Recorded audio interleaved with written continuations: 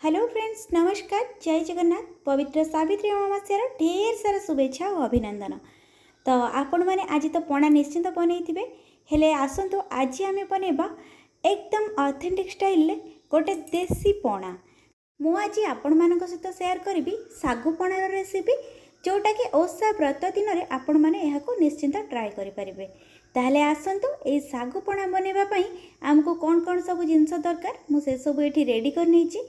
तो प्रथम आमको तो फल आवश्यक। ये देखिपे मुझे गोटे प्लेट रे फल रेडी कर नहीं। मु तो कहि उपवास आ ओषा व्रत दिन में आपण मैंने यही पणा को निश्चिंत भाव ट्राए करूँ, जोटा कि हेल्दी रहा सहित बॉडी को एनर्जी मिलता है।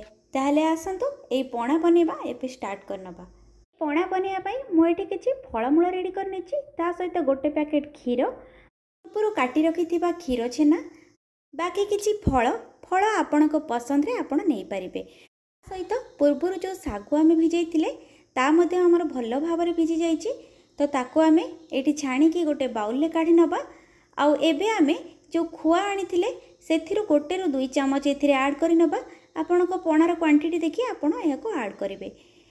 एठी आमे पणारे पकेया पई गोटे नडिया भांगी नेले, आउ नडियार पानी को मध्य एई पणारे आमे ऐड करि नेले। ता सहित मु गोटे फाड़ आंब को ये करी नौची। आपण को पणार क्वांटिटी देखी ये सब जिनस ऐड करेंगे, किंबा एमती नुहे जे मु जो फल सब ऐड करुँची आपण से फल सब ऐड करेंगे। आपण को पसंद हिसाब से फल ये ऐड करि पारंती। देखि पारुथिबे आमे कोरी रखिथिबा नडिया को ये ऐड करनेले। नडिया सहित मुझे पूर्वर जो छेना को काटी रखी ताको ये ऐड कर नौची। आपण छेना नडिया ये सब निश्चिंत देबे। सबू जिनस दबा द्वारा पणार टेस्ट बहुत ही बढ़िया आसता है।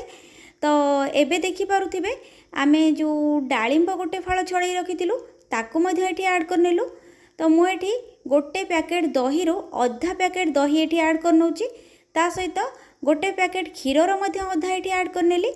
दही और क्षीर उभय आपण देबे, जार टेस्ट बहुत भलो आसीबा सहित पणार बेसटा मध्ये बहुत बढ़िया आसता है। एबे आमे एथिरे भिजई रखिथिबा किछि सागु को मध्ये ऐड कर दबा। ता सहित एठी देखि पारुथिबे मु किछि गोलमरिच नेछि। गोलमरिच को आमे एठी गुंड करके नबा। गोलमरिच गुंड दबा द्वारा पणाटी टिके हल्का हल्का राग राग लगिया द्वारा पणार टेस्ट डबल आस जाइथे। तापरे एठी मिठा पई मु गुड़ को ऐड करिछि। गुड़ बदल रे आपण चीनी को मध्ये ऐड करि पारंती। तो एबे आमे पणा को कोन करबा ना भल्लो भाबरे चकटी नबा। जेमती कि माने गाँव रे सब पणा बना जाए, पणा हांडी रे बना जाए, किंतु मुझे कंसा रे बनाऊँगी आउ एकदम सही टेस्ट आने पाई चेष्टा करुँची। तो आशा करुँची आपन को आज भिडियोटी मोर निश्चिंत पसंद आसीबो। तो जदि भिडियोटी मोर पसंद आसे ताहले लाइक करेंगे, कमेंट करेंगे और चैनल रे नुआ थिले निश्चिंत भाव चैनल को मोर विजिट करेंगे। तो ये सब चकटी सारा पर आम ए गोटे छोट फाड़ अदा को ग्रेट कर नबा। अदा निश्चिंत देवे, जार कि बास्ना बहुत ही बढ़िया आसता। तो एबे आमे कौन करवा ना पणा को भल भाव गोटे डंकी साहाଯ୍य गोले नबा।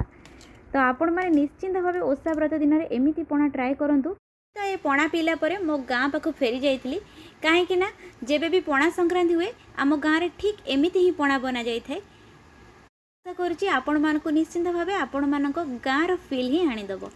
आपण मैंने चाहिए यही पणा को आउ टिके हेल्दी करने ये आपण पसंद हिसाब से किसी ड्राई फ्रुट्स ऐड करें, किंबा ग्लास उपर डेकोरेट करने किसी ड्राई फ्रुट्स ऐड करें। किंतु मो एकदम सिंपल वे रे पणा रेसिपी बनई जेमिति कि कम समय आ कम सामग्री रे ये पणाटी आपण मैंने बनई पारे। आपड़ जदि गोटे ग्लास पी दौरान ना ताहले मन शांति होगा सहित एकदम आत्मा तृप्ति हो जाए। तो सांग मैंने मते विदाय दिंतु। आउ आज ये पणा रेसिपी आपण मानकु केमती लागिला आशा करुँची निश्चिंत पसंद आसो। जदि पसंद आसो ताहले लाइक करेंगे, कमेंट करेंगे और चैनल रे नुआ थिले निश्चिंत भाव विजिट करेंगे। ताहले मते एबे विदाय दिंतु। पुणी देखा हबो आपण मानक सहित आउ एक नुआ रेसिपी वाला वीडियो रे। तो से पर्यंत पई रहिली। नमस्कार। जय जगन्नाथ।